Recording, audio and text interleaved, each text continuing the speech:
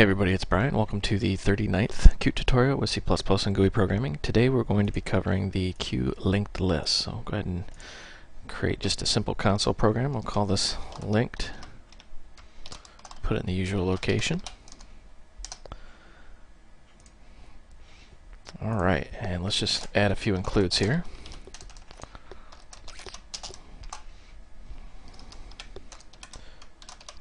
And in case you're wondering about my sloppy typing, yes, I'm still not wearing my glasses, so just bear with me here. The ironic thing is, though, my video game scores have actually gone up since I quit wearing my glasses. I can't figure that one out. I can barely see the screen, yet my score has gone up. Alright, so what is a QLinkedList and why do we need it? Well, QLinkedList is like the QList which you've been working with, but it's linked. What does that mean? Well, what it means is instead of allocating all the memory together in one contiguous chunk, the items can be spread out in memory. And to do that as a visual representation, I'll just kind of show you Wikipedia's linked list description. And this is not language specific. This is not platform specific. This is a general computer term. A linked list, if you will. Each item contains a pointer to the next. Or I should say, it's got a list inside of it that links to the next item. What that means is that these don't have to be all in the same chunk of memory. They could be spread out all over the place. This could be address 1, this could be address 20, this could be address 3, and it jumps around. So what's really the difference between a list and a linked list? Well, a list is very fast reading the list. So if you just want to iterate through the list, it's very fast at doing that because it's all in one contiguous chunk.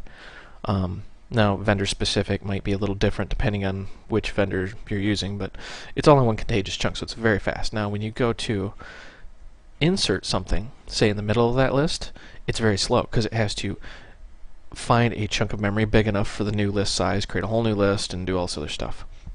That may or may not be true with Qt under the hood. I'm not quite sure how they handle it, but that's in general a list. A linked list, on the other hand, it's very fast to insert or delete things because it just changes these pointers. But to iterate over the list, it has to find the pointer, move to that point in memory, find the next one, move to that point in memory, and just keep going and going and going. So that's the main difference between the two, but the implementation is almost identical. So we'll say list. Actually, we can just say bear with me one moment. Sorry about that, my mouse cord was hung up on something. So we can just populate this list here. And we'll just say, let's add 1, 3, and 5.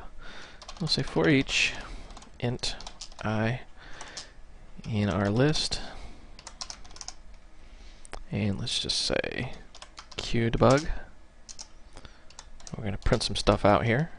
And we'll say I. Save and run this.